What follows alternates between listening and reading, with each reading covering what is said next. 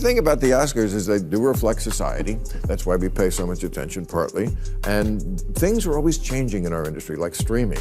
You know, it just changed the whole industry. This happens so often. So they have to come up with new categories for the awards. The Golden Globes came up with a new one this year. They basically picture people liked. They had, you know, they had become such self-congratulating, virtue-signaling bores that they had to go, oh yeah, let's make a category for that. People actually paid to see something. Talking about the slap, but I'm sorry, one more thing needs to be said.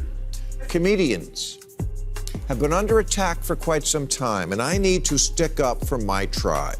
This war on jokes must end. Bill Maher has just fired a point-blank, no-mercy takedown at the Oscar establishment, and it is nothing short of explosive. Bill Maher rips apart the way Hollywood's most celebrated night has collapsed into a shameless parade of political posturing and virtue-signaling performances. His assault on the Academy is sharp, unsparing, and completely without apology. Bill Maher does not whisper this critique, he broadcasts it, and the silence from Hollywood after is deafening, so stay right here and smash that subscribe button right now. Democrats, if you ever want to win an election again, the absolute most important first step is stop doing this.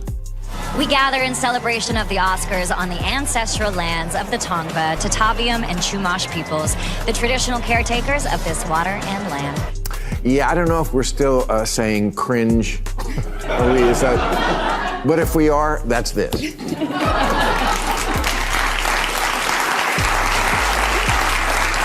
Said it before, I'll say it again. Either give the land back or shut the fuck up. Hollywood celebrities today seem to be locked in a race. And the prize goes to whoever can deliver the most dramatic, most outrageous political statement of the night. Anything that breaks the internet.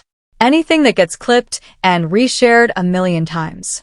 Thoughtful, grounded commentary gone. What Hollywood runs on now is clout, applause, and the endless hunger for social media validation. In the scramble to appear bold, brave, and morally superior, most of these stars never pause for even a single second to ask whether what they're saying holds any water at all. Ma, visibly fed up, is calling out the staggering hypocrisy on display.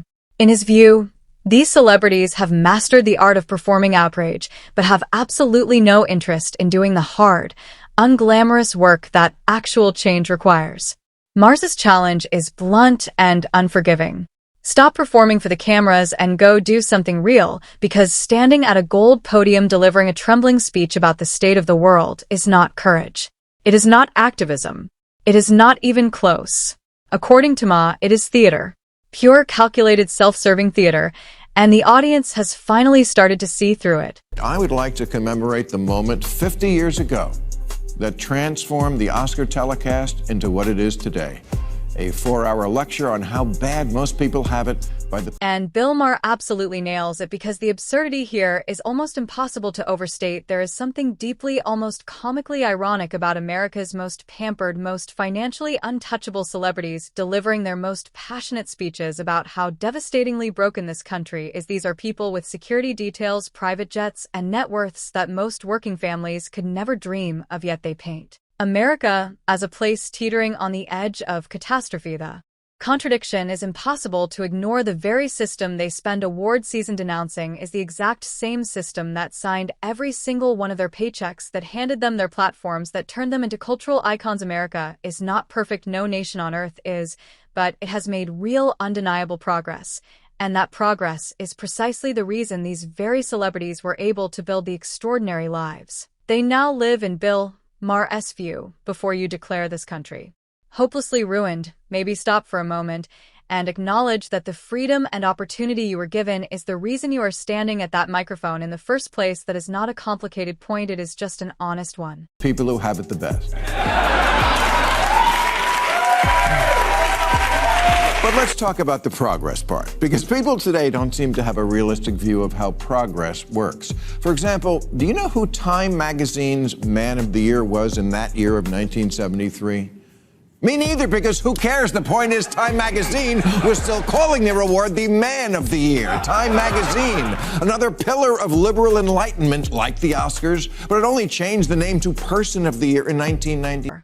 Bill Maher then turns his fire directly at the Oscar organization itself, and the accusation is devastating. According to Bill Maher, the Academy has become almost embarrassingly eager to satisfy whoever happens to be screaming the loudest at any given moment. In his view, the institution has lost its spine entirely. New award categories keep appearing, rules get rewritten, standards get overhauled, not because the art of film demanded it, but because the most vocal, most relentless voices on the Internet demanded it. Bill Maher argues that what once made the Oscars genuinely matter, the celebration of extraordinary acting, visionary storytelling, and masterful direction, has been quietly pushed aside to make room for content that checks the right political boxes. The show feels preachy, it feels disconnected, it feels like a lecture nobody asked to attend. Viewership collapses year after year, audiences abandon it in droves. And the Academy response double down. According to Bill Maher, the organization has made its priorities crystal clear. It would rather earn a pat on the back from a tiny, highly vocal online minority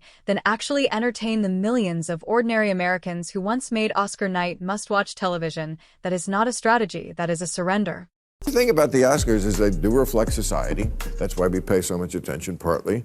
And things are always changing in our industry, like streaming. It just changed the whole industry. This happens so often. So they have to come up with new categories for the awards. The Golden Globes came up with a new one this year. That basically picture people liked. They had,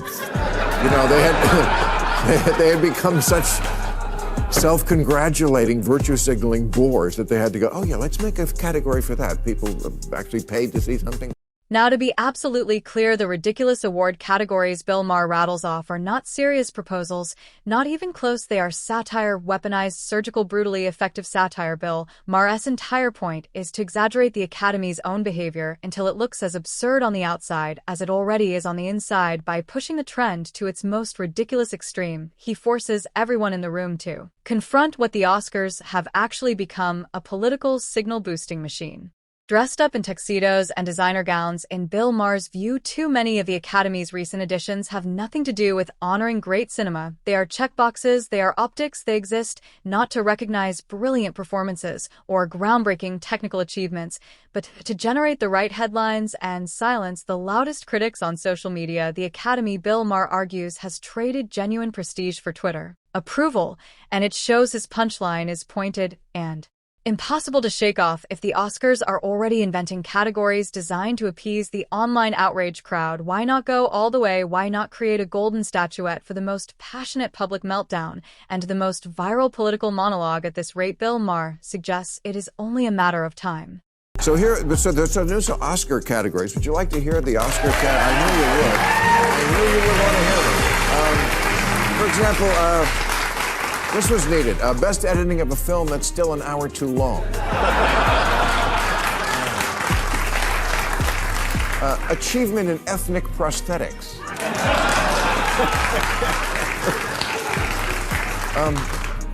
Best achievement in replacing an actor who tweeted something offensive. Bill Maher also turns his attention to what he describes as an all-out war being waged against comedy, and in his view, it is one of the most dangerous cultural shifts of our time. Comedy, he argues, has historically been one of the only spaces in public life where the powerful could be mocked, sacred institutions could be challenged, and uncomfortable truths could be spoken without consequence. It was the last free zone, the last place where nothing was completely off limits, but that space is being dismantled piece by piece. The moment a comedian delivers a joke that does not align perfectly with the sensibilities of the most sensitive corner of the internet, the response is instant and overwhelming. Social media detonates. Clips get surgically removed from all context and recirculated as evidence of some great offense. Cancellation campaigns ignite and spread within hours. What was a live punchline in a comedy club at 11 at night becomes a full-scale national controversy. By sunrise, Bill Maher *** believes this environment is not just uncomfortable for comedians, it is genuinely suffocating. It is creating a chilling effect where performers begin editing themselves before they even step on stage. And according to Bill Maher, the moment comedy starts walking on eggshells, it stops being comedy altogether. Comedians have been under attack for quite some time, and I need to stick up for my tribe. This war on jokes must end.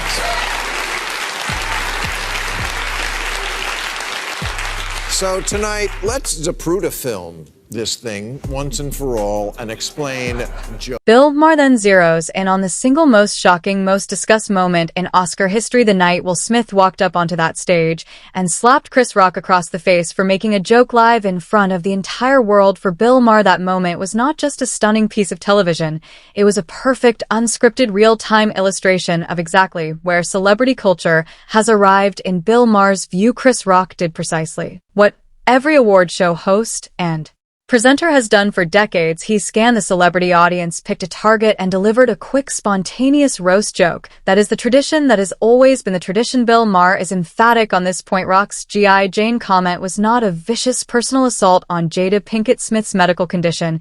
It was a light throwaway celebrity comparison, the kind of mild, breezy joke that gets told 100 times on that same stage every single year, without incident. Comedians have mocked presidents, roasted royalty, and skewered billionaires without anyone storming the stage, yet somehow this utterly ordinary punchline ended with a man being physically struck on live television in front of 1 billion viewers. For Bill Maher, the slap was not just Will Smith losing control, it was a cultural warning shot, a signal that even the most harmless joke can now detonate into something violent, public, and catastrophic. The Oscars, Chris Rock came out to present a boring award and first did what he is supposed to do, get some laughs doing what we comics call crowd work.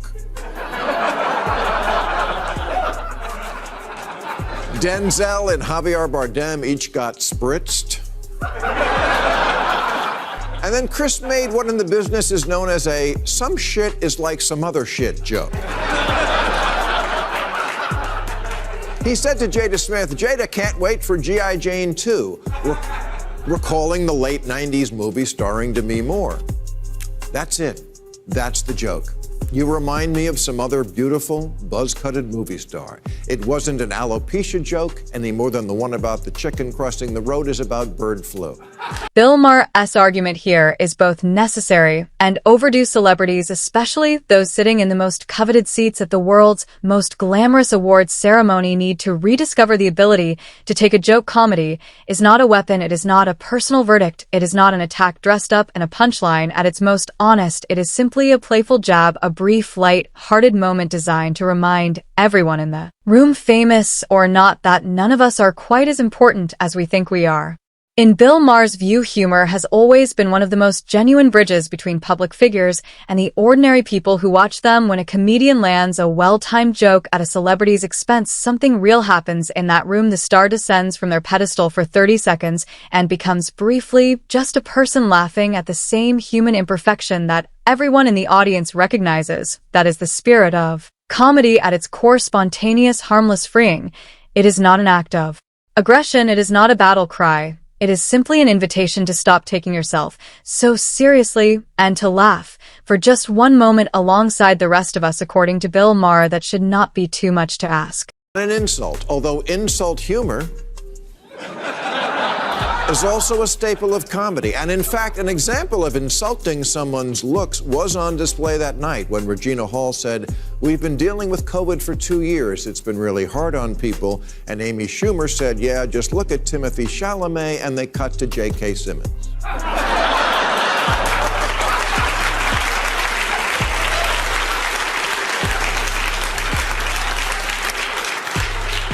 Who made a face a lot like the one Jada would make later on. But that's where it ended. It's called being a good sport, especially when you're a rich celebrity. Let the common people take the piss out of you for one stinking. Bill Maher says what unfolded at that Oscar ceremony was the single clearest, most perfectly documented example of how the outrage machine constructs itself out of nothing, and the sequence is always the same. First, the joke lands, the comedian delivers the line, the room laughs, the target laughs for one genuine, unguarded moment.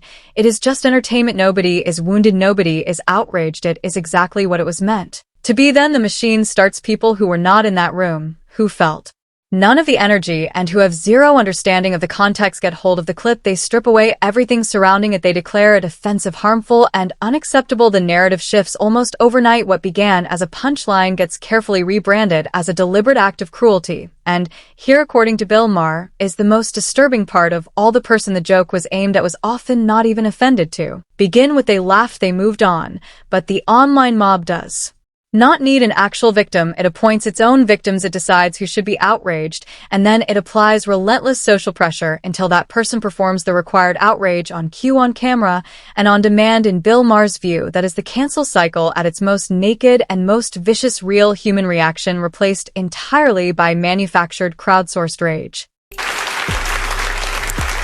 And importantly, Chris's joke was received as funny, as evidenced by the audience and Will Smith laughing.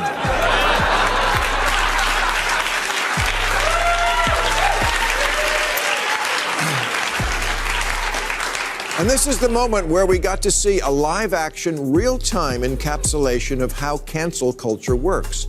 Look at what happens next. Jada shoots her husband a look. Let's slow the tape down to capture this moment. There. Back and to the left. Back and to the left.